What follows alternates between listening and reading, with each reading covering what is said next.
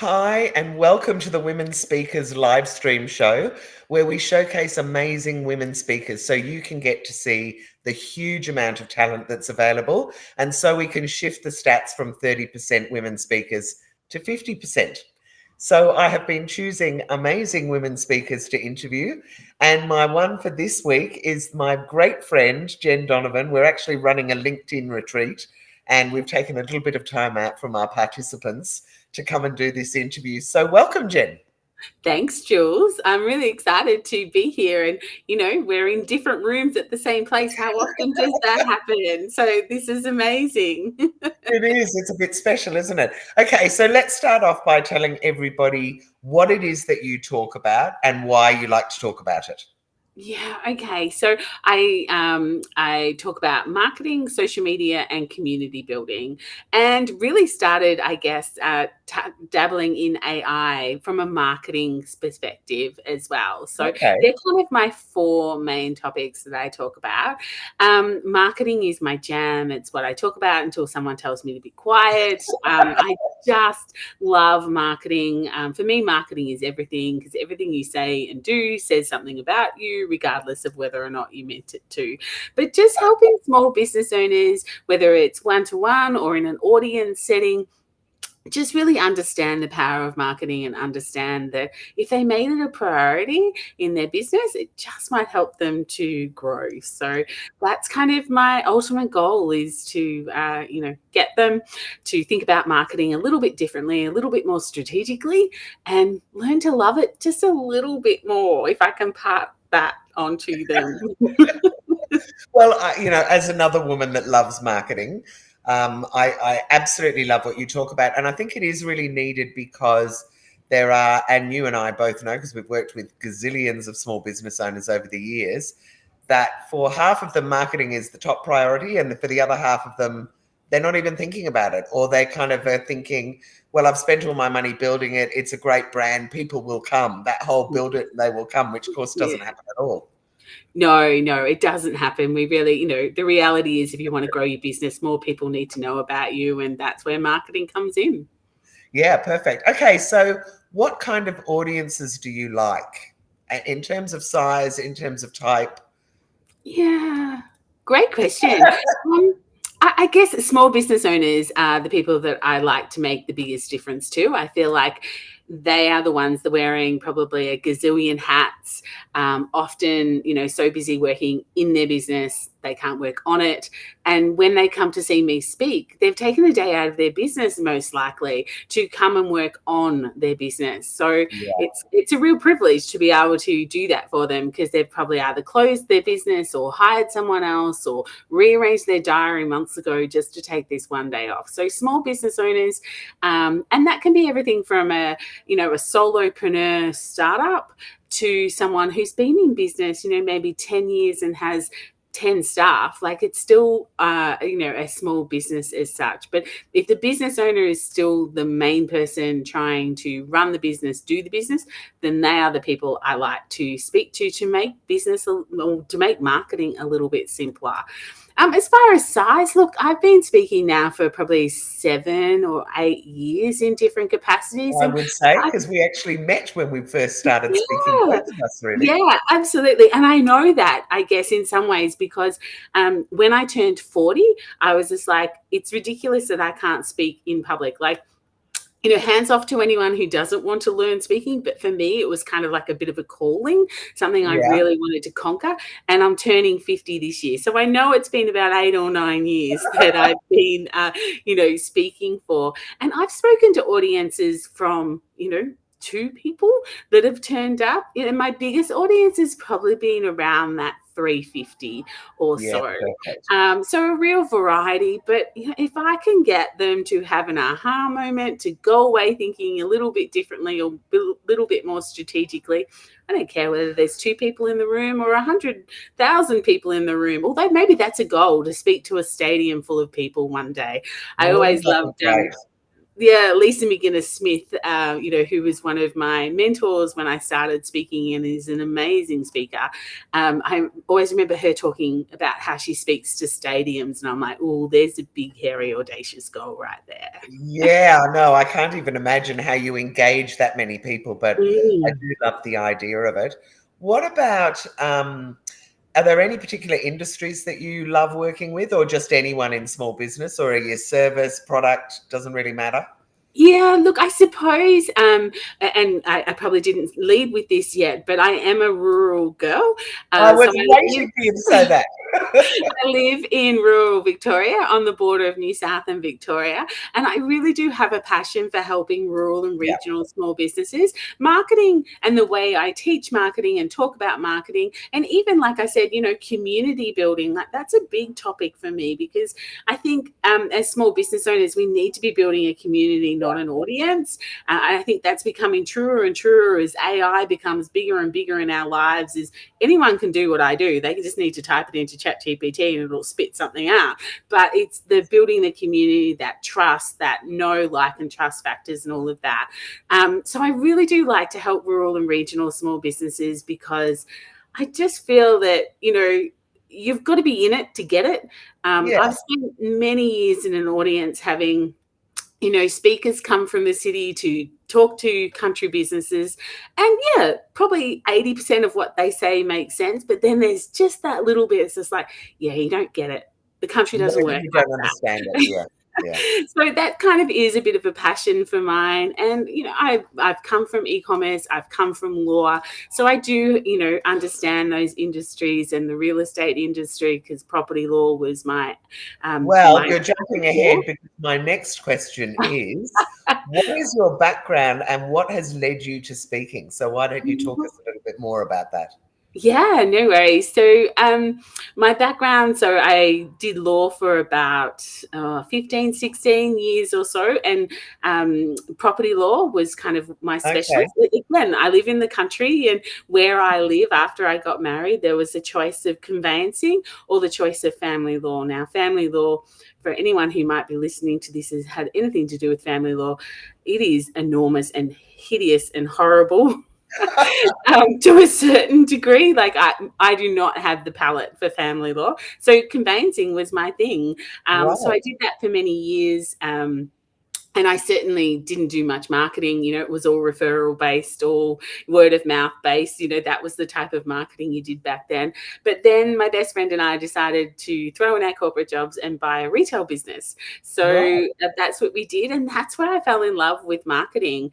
Learning to market a business during the GFC in a rural area, it Challenging. was quite an uphill battle. But I loved it. I loved every minute of it and couldn't get enough of the learning.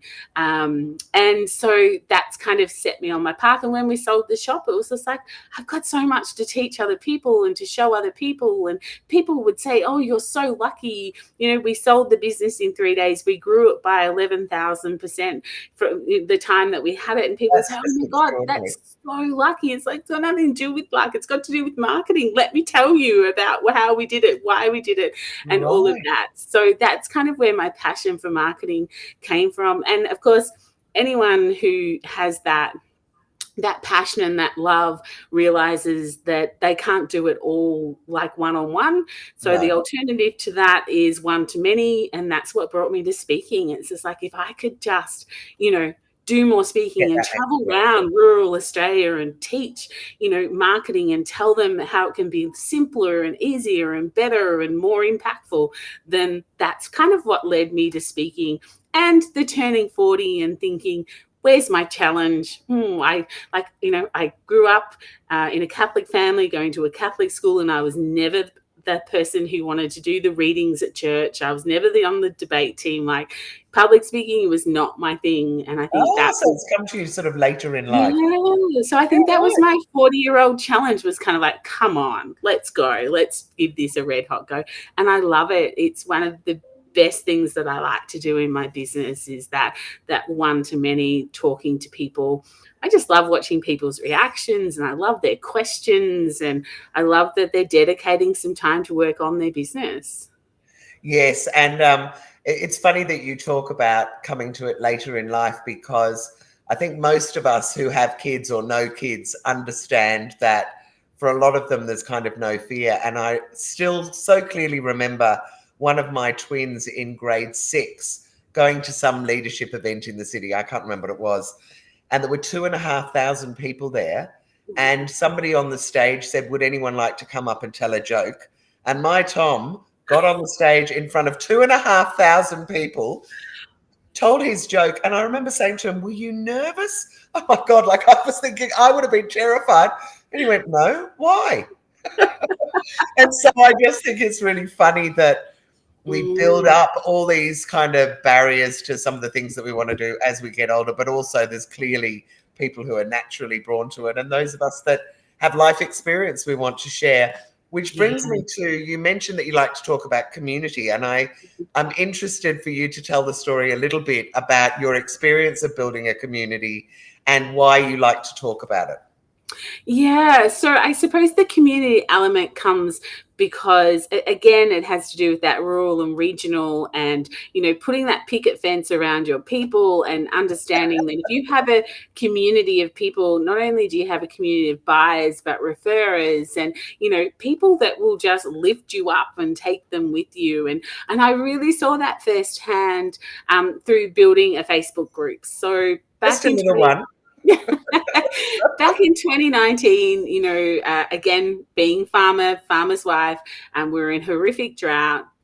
And I was doing a lot of traveling around New South Wales in the Riverina, talking to people about marketing, and especially Christmas marketing. It was towards the end of October, and no one was excited about Christmas, because the reality in small country towns is if farmers don't have money, towns don't have money. Yeah, so right. They knew it was going to be a miserable Christmas.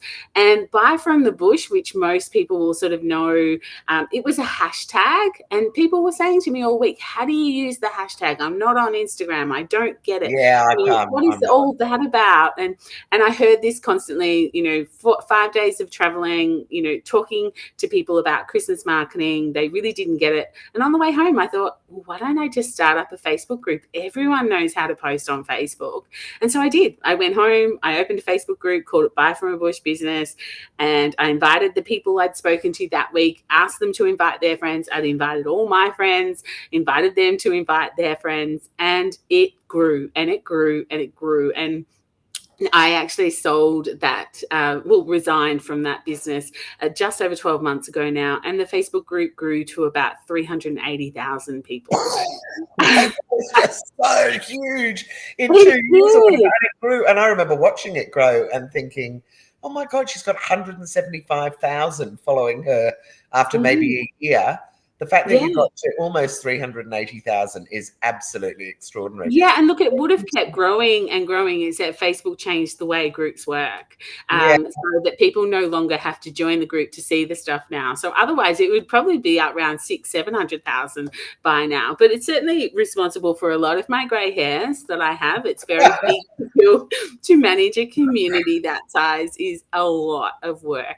But people sort of say, well, how did you grow it so big? And even though I was the gatekeeper, and a community needs a leader to keep it safe, keep the communication channels going, but it was other people, building the community. So they'd come in, see how wonderful it was, then invite their friends and then their friends, and a bit like a family tree type of thing. And I think that's the superpower of building a community, whether you're building it offline or in a Facebook group or in a private group on LinkedIn stories, in Instagram stories, or a LinkedIn group. It doesn't really matter. It's the power that can actually grow. And I think more businesses thinking about, like an audience. An audience is someone you speak at. Like at the moment, we're speaking at anyone watching this live or watching the replay. Yeah. But community is something you're involved in, and you're talking to them, but they're communicating with each other, and they're kind of referring each other and referring you.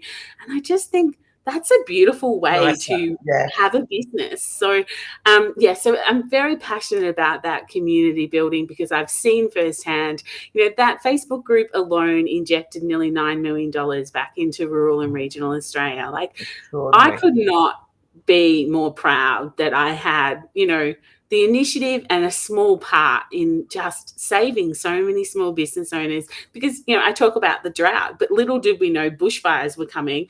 And then we had a mouse plague, and then we had floods, and then we had COVID. It was kind of like there was this, it really saved a lot of businesses. And I've got many screenshots of many amazing messages saying, thank you, and all the great, this saved my business. And in some cases it saved people's lives, so it's definitely a beautiful legacy, but it also makes me very passionate about community and how that really does dovetail just so beautifully into getting your marketing right, by building that community as well. So, and also I think it puts you in a situation where I would say there are very, very few women or men in Australia that have had that experience, and so therefore can share it. So it makes you one of very, very few people out there, I think, that can talk about integrity from that community from that perspective. And also, I always love and remember you saying to me at one stage, just be careful what you wish for. Because it's, it's great to a certain level, and then it becomes more like a bit of a, whatever the word is around your neck. Yes. Yeah, that's right. It definitely, tended to take over my life. And, we needed to put some very strict rules around it as far as my time spent on it and things like that. Yeah. It grew out of proportion. But in terms of being a speaker on that topic, I think it makes you probably more experienced than most people in Australia. So talking about your speaking, what are two of the key takeaways that people might walk away from one of your talks having learned? So hopefully my biggest hope is that they will make marketing a priority at the end of the day, that they will walk away and go, okay, so Jenn explained it like this. This is so much simpler than I'd ever thought about it before. I can actually do this. I can set time aside. I can understand that, what the strategy looks like, and, go and do some marketing. But one of my most popular topics in probably the last 18 months, if not 2 years, has been my keynote around 16 ways to market your business for free. Now, there's two versions of this. One version is in 16 ways, none of them are social media. So it's really looking outside that scope, because nice. I love that. Yeah, a lot of small business owners that I talk to, it's like, so what marketing do you do? And they're like, oh, I'm on Facebook and Instagram. And I'm kind of like, cool. What else do we do? And so it's really getting them to look outside the square of the social media square. And then the other version does have social media in it, but they're both led by that generational marketing, understanding, what the different generations that you might be targeting, how they look at marketing, how they like to be spoken to and marketed to, and then filtering down from there. So sort of looking outside that square. And so I love that keynote for people to walk away and go, oh, wow, I can do other things other than social media, and it's not going to be that hard. I can, apply for some local awards and understand, even if I don't win, how I can promote myself. Or, I can go and get a little, write a piece for the local newspaper and get in the local newspaper and understand that that's not going to cost me anything other than some time to do it. And of course, that's the caveat I put at the front. It's called 16 ways to market your business for free. The elephant in the room is nothing's for free, because you're worth X per hour. And it's going to take you time to do these things. And then the other really popular keynote, or really it's more of a workshop, I guess, is my Facebook and Instagram boot camp. And that really does take people, no matter where you are in business, back to some of the basics. Have you got your profile set up properly? What do your banners look like? What is people's first impression of you? Have you ticked all the boxes? Have you filled out all the stuff? Looking at how you post, is it helping you reach your goals? All of that. So the boot camp is really good, because I think no matter where you are in business and how long you've been on the platforms, there's always something you didn't know, or something you haven't changed or checked for 5 years, 10 years since you set it up. And so I really like that one as well. And people go away with some really tangible things that they can do that might take them 5 minutes. But, we're looking at the 1%ers, we're not looking to change the world, but it's like, oh, if I change this and this and this, be able to attract more people because they actually understand what it is that I can do for them or what I. Yeah, and if there was ever any advice that you'd give small business owners, it's don't overcomplicate your message. How many times I've said to people, "Oh, you could just put it in a way that someone might describe it to someone who doesn't know what you're doing, rather Yeah. than using long wordings." All right. So, what about you've done a lot of speaking now? Can you think of a particularly memorable speaking experience that you've had that you could share with us? Bit of a story. Other than probably one of my first ones. So baptism by fire, I think my first speaking gig other than, one that I did for a local council that there were 3 people turned up. But my first on stage one that I did, baptism by fire, I think there was 220 people in the room. And I Oh, couldn't God. have been more petrified. And I remember being in the toilet and I was throwing up beforehand. Oh, wow, And the whole classic nerves. very nervous. I got up there, I did my thing, and I remember getting off stage and going, oh my God, I forgot to say this and this and this. And the gentleman who was running the event just looked at me and said, but they don't know that. They don't know. They only know what you told them. They don't know that you missed saying something. And that was probably the biggest piece of gold anyone has ever given me, is that, they don't know what I forgot to say. All they know is what I did say, and they're taking that away to take some action. So Yeah, that made me feel a little bit more comfortable. Look, I still get nervous every time I go to speak. I feel that if I don't, then maybe I should stop. Like, I'm no longer in the toilets, but I well, still do I get was that going to say, butterfly. so your nerves plays out normally with maybe wanting to throw up. You feel really nauseous. Because for You're not. me, I get a Yeah, cotton wool mouth. My whole mouth goes as dry as anything. I'm speaking like this because I've got no moisture. I mean, yeah. one of the funniest things that I remember was being on a stage at an event, my mouth going really dry. They'd given me water, but it wasn't in a bottle, it was in a glass, and they'd put ice in it. And I didn't notice because, I'm talking to the audience. So I pick it up, have a mouthful, end up with about 3 ice cubes in my mouth. And I was like, I'm just going to have to crunch them because I can't spit them out. And I will never, that for me is like one of my classic. Never thought ever to say don't put ice in my water, but I would say for all speakers and anyone organising events, don't put ice in the water. Put ice in the water. Yeah, absolutely. That's such a good tip. That hasn't happened to me before. But certainly I've had. I went to Sydney and spoke. It was only a couple of years ago. Hopped on the stage and no tech worked. Oh my Um, God. They and it hadn't was tested kind of, it beforehand. well, they had, but they overheated something, or the circuit went down, or something went down completely. And that was a massive lesson for me to not rely on my slides.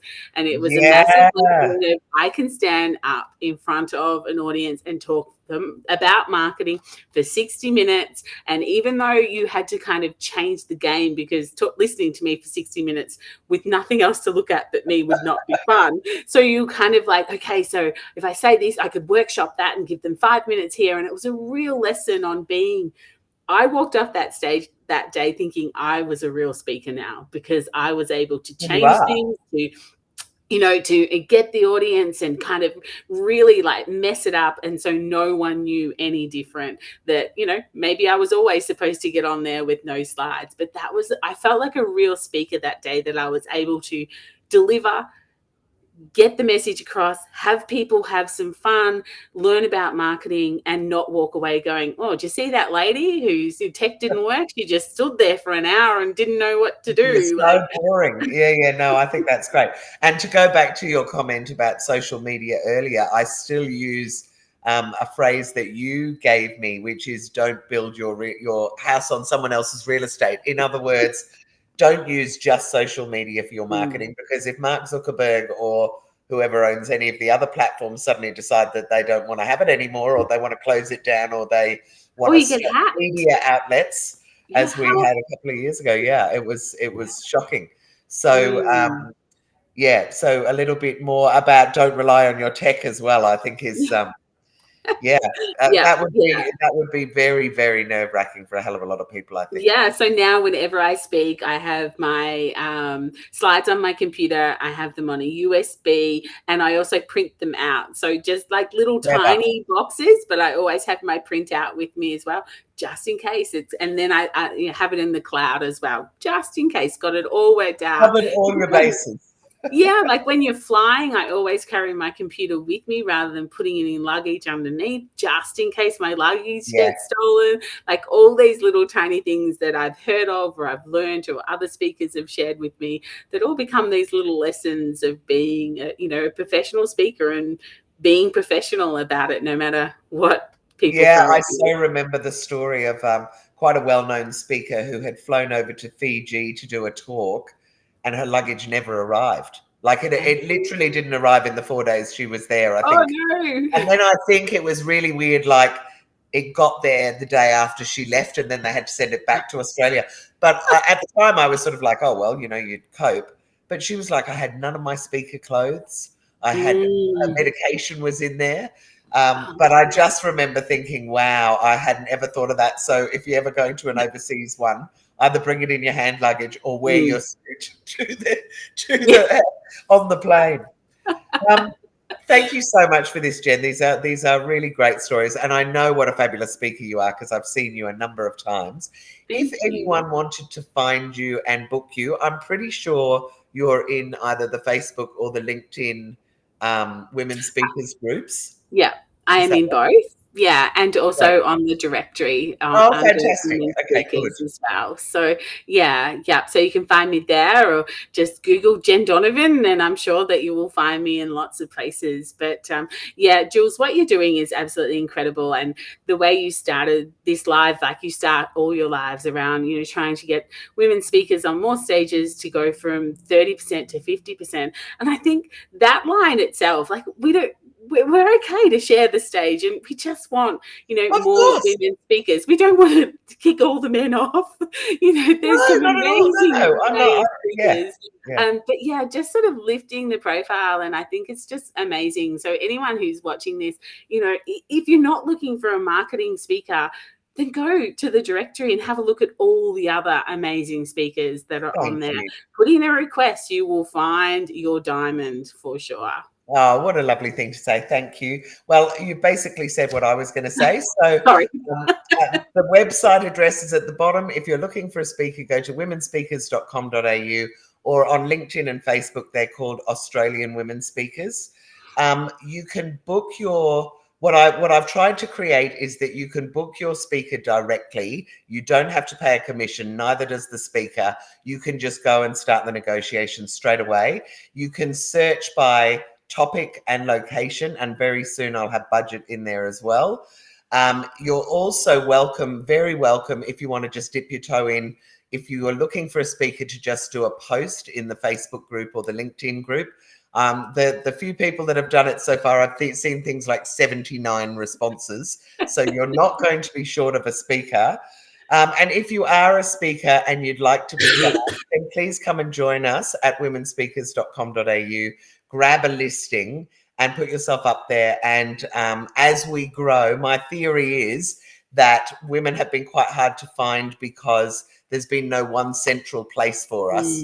So now we are all together. If I see one more post going, oh, we have a panel of all men because we couldn't find a woman speaker, I will blow my brain, because there are now thousands of them and there's no excuse not to find a woman. But thank you so much for all of this, Jen. And I look forward to seeing you on the stage again very